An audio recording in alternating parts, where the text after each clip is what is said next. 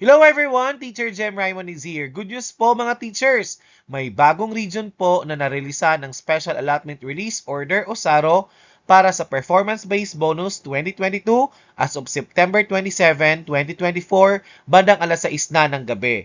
At meron ding dagdag na SDO at National High Schools sa mga regions po na narelisan ng SARO in the previous days.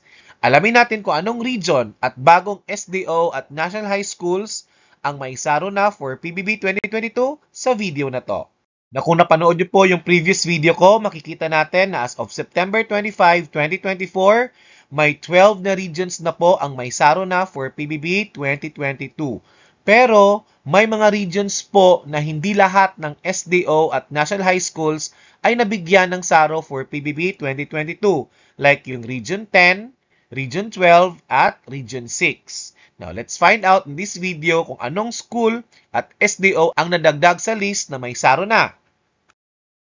Now, ito po yung nadagdag sa Region 10 or DepEd Northern Mindanao. Isang division po ang nadagdag na may SARO na for PBB 2022 at ito ang yung Division of Camiguin. Kahit isang region lang ang nadagdag, pero cover naman po lahat ng elementary at secondary schools ng Division of Camiguin ang may SARO na for PBB 2022. Ito naman po yung additional list of SDO at National High Schools from Region 12 or DepEd Soc-Sargen. At ito pa yung additional list ng bagong SDO at National High Schools from Region 12 or Soc-Sargen ang may SARO na for PBB 2022.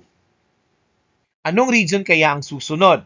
Ang maganda sa region po na to, buong region po ang SARO na naibigay. So, ibig sabihin, lahat ng SDO or Schools Division Offices, included na po dyan yung elementary schools at national high schools from this region ang may SARO na for their PBB 2022.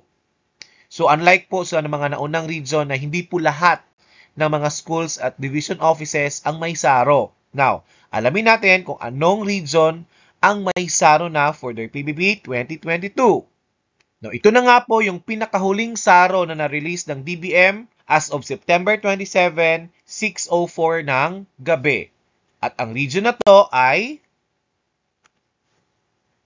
congratulations po DepEd Region 4A or DepEd Calabarzon.